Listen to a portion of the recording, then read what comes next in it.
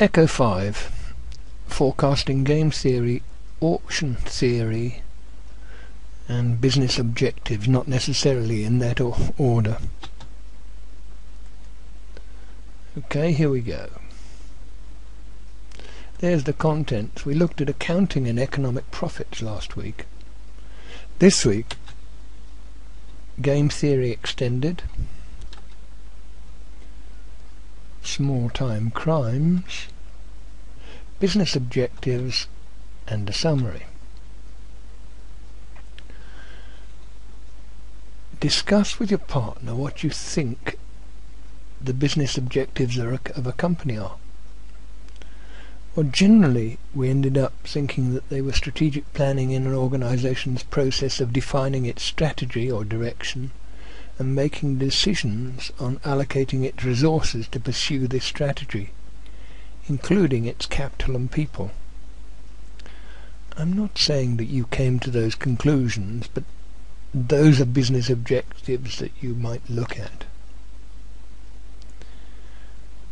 We then tried to look at accounting and economic profits, looking at perhaps the accountant's view of things and the economist's view of things.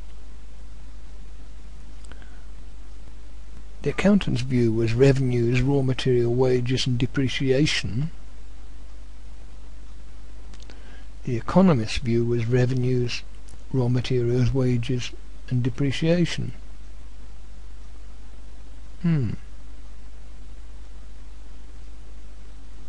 They seem to be much the same. The accountant calculates profits as revenues less the costs of land, labour and capital. The economist calculates profits as revenues less the cost of land, labour, capital and enterprise. So let's have a further look at this.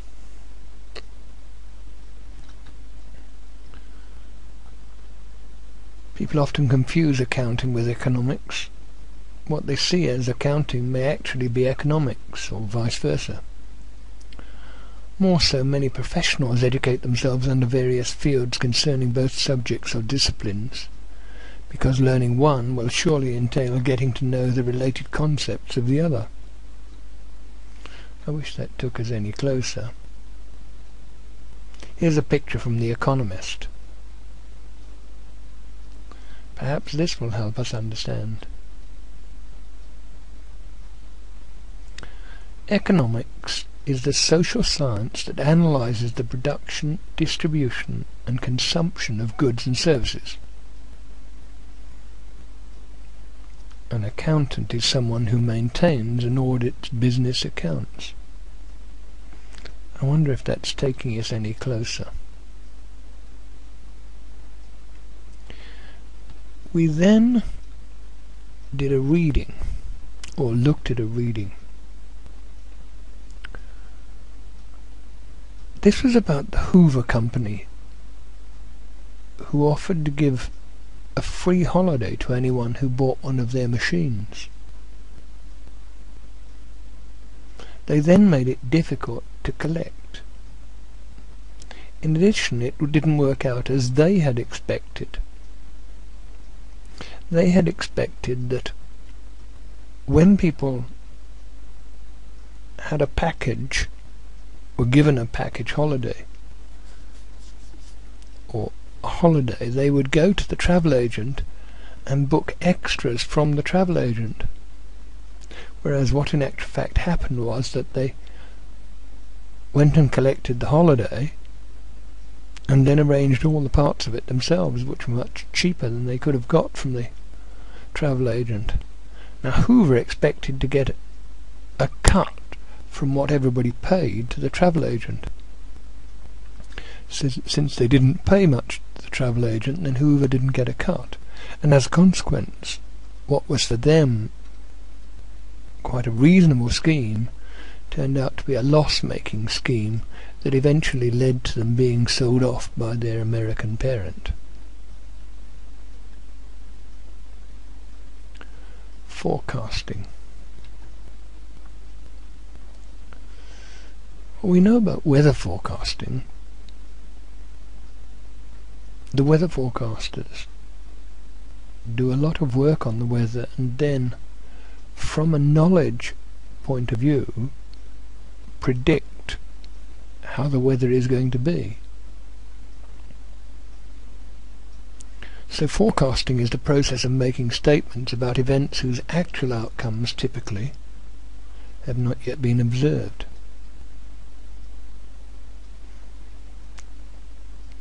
It might be a forecast as to where things are going to go once the budget has come out, and what things are going to be in the budget during the week. All manner of suggestions have been made. In fact, some ideas have been floated before the budget, and when people have been hostile to them, they seem to have disappeared from the budget. 4 kinds of auctions. An English auction, I was going to say orchard. An English auction is where people open cry their bids for something, and the top price gets it. Now a Dutch auction is where the auctioneer begins with a higher asking price, which is lowered until someone is willing to accept the auctioneer's price, or a preset reserve price. The seller's minimum acceptable price is reached. The winning bidder pays the last announced price. Right, that's the first 2 of these auctions. Now we come to number 3 and number 4.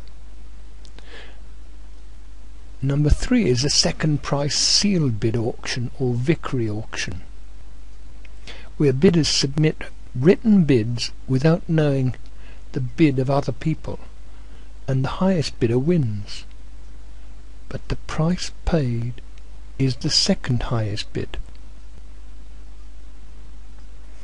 And number 4, marked as 2 here because it's the second item on a new slide, a first price sealed bid auction is where bidders submit one bid in an envelope. These are then compared by the auctioneer, and the person with the highest bid wins and pays that amount to the auctioneer and then on to the seller.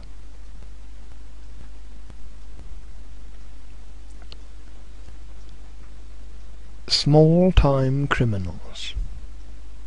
We have 2 criminals, Robin Banks and Nick Scarr. They're arrested by the police. Now, there's little evidence unless the police can get them to turn on each other.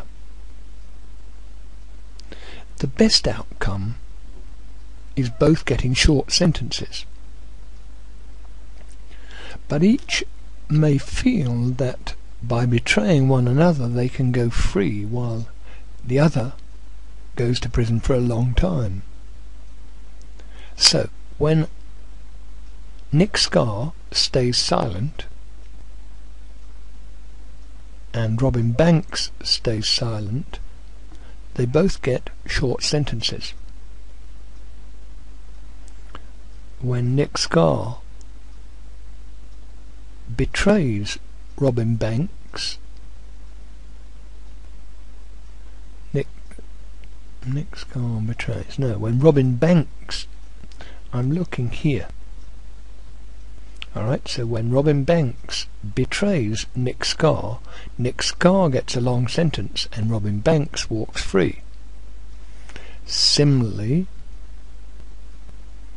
when Nick Scarr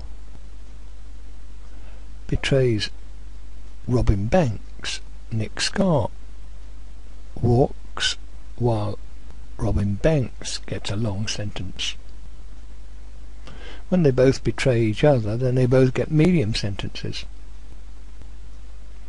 An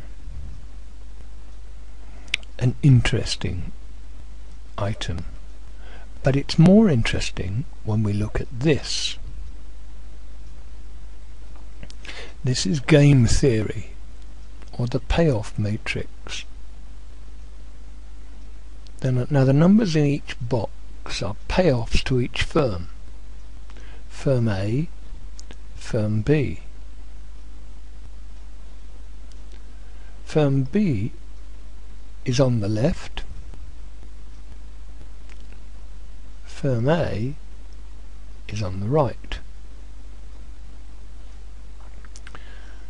The Nash equilibrium is where both firms choose to start a price war earning 30 million each.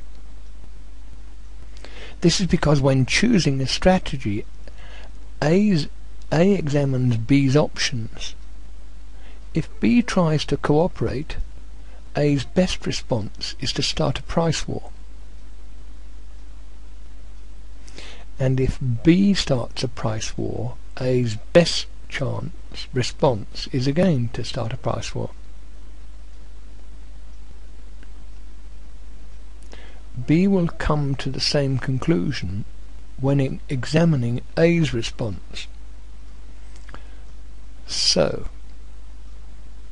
firm A is here, gets 60% as against 20%.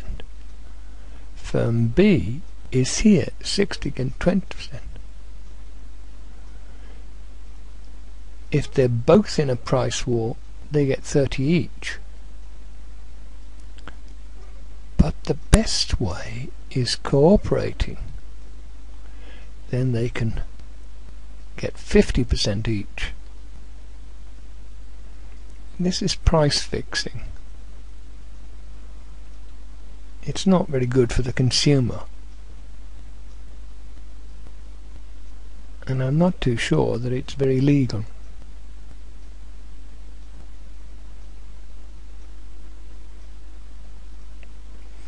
Alright, those are the things we looked at.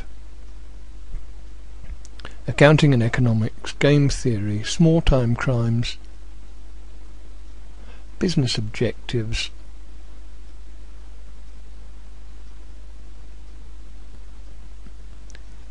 here then, simply stated, Amy and Phil are in Nashes Equilibrium if Amy is making the best decision she can, taking into account Phil's decision, and Phil is making the best decision he can, taking into account Amy's decision.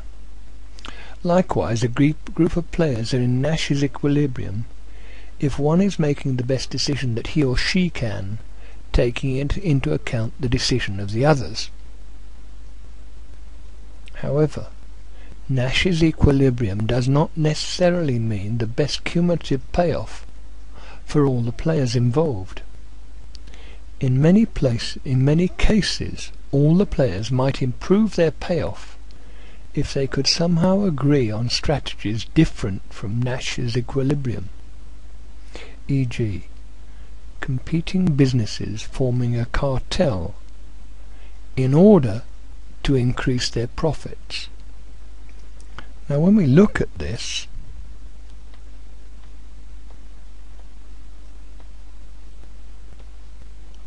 we really come to this, don't we? This is a cartel. If they fight against each other, one certainly loses as against the other, or they make less money. If they get into a cartel, they both do better. Although not as well as if they could do when one of them made 20% and the other made 60%. But again, this takes us back